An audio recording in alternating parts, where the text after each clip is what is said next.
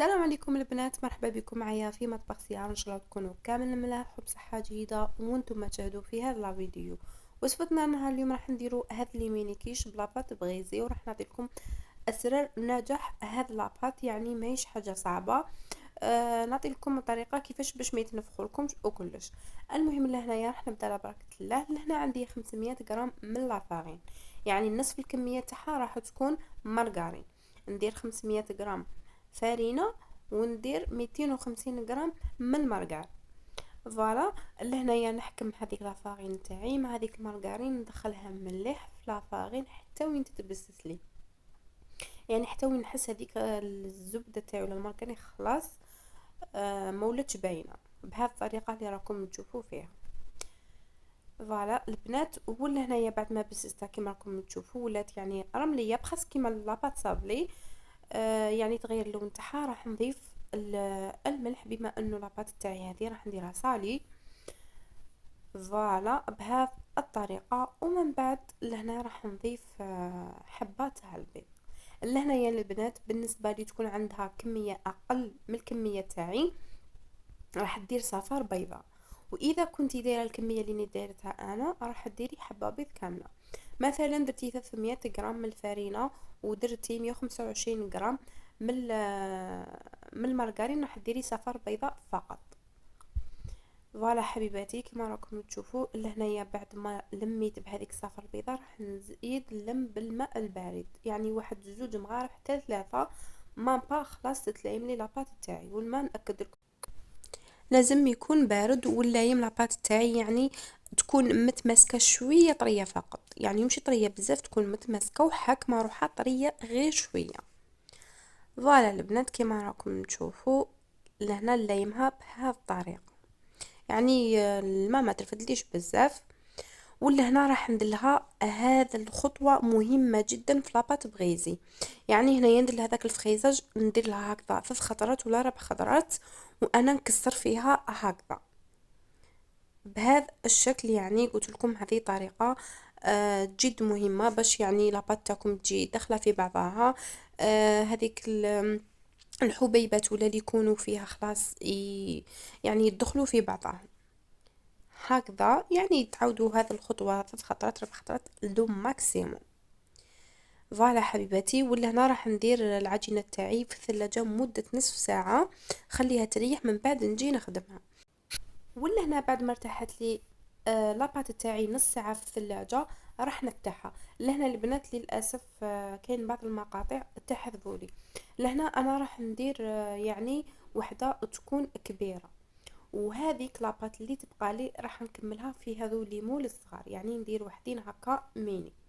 فوالا كما راكم تشوفوا نرشهم شويه فقط بالفارينه ونخدم لاباط تاعي عادي.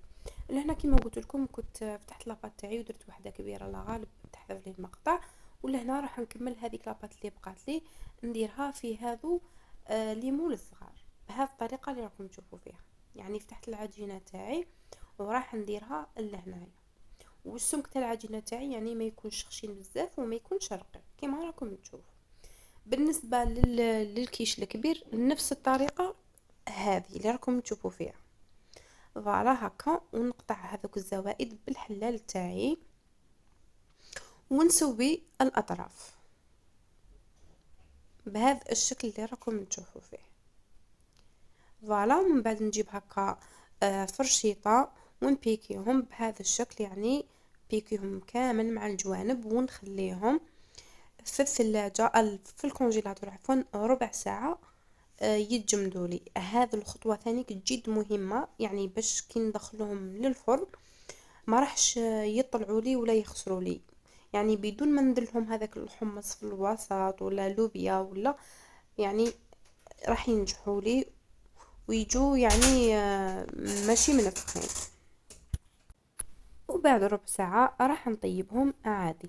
المهم لهنا البنات كما راكم تشوفوا بالنسبة لافاس، انا لافاس راح نشارككم ثاني بعض المقاطع لانه بعض المقاطع الاخرين تحذفوا لي. لهنا راح ندير السلق وعندي شوية تاع البولي اشي وعندي الثوم وعندي البصل. وانتم يعني الحشو اللي كيش تاعكم كيما تحبوا. بالنسبه انا ليا حشيتهم بهذه الحشوه تاع السبانخ، بزاف جات بنينه. المهم هنا في مغلاة درت الزيت، درت هذاك البصل تاعي كنت قطعته هكا بتي مورسو، وراح نزيد هذاك الثوم ثاني كنت سكرفجته، ونقليهم بيان مع بعضياتهم. من بعد كي يبدا يذبل لي هذاك البصل مع داك الثوم، راح نزيد بولي اشي، يعني كميه قليله، وتقدروا ثاني تستغنوا عليه كامل ديروها غير بالسلق وحده. ثاني كتجي بزاف بنينه. ليسونسيال البنات كيما راكم تشوفوا نطيبهم، نديرلهم لي زيبيس كامل، ويعني نديرلهم الملح، ولا تحبوا ديروا جنبو ثانيك.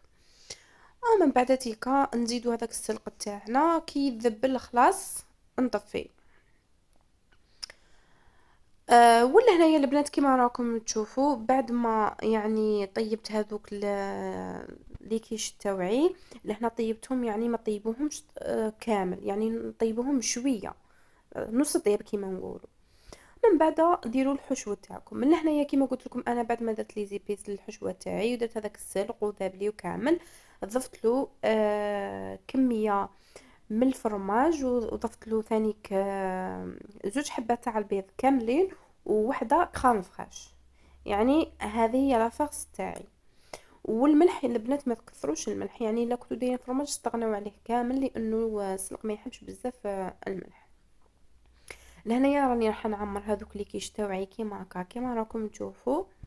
يعني كيما قلت لكم درت وحده كبيره، ودرت هذو لي ميني كيش. من بعد كي نعمرهم نزيد كميه من الجبن المبشور هكا من الفوق.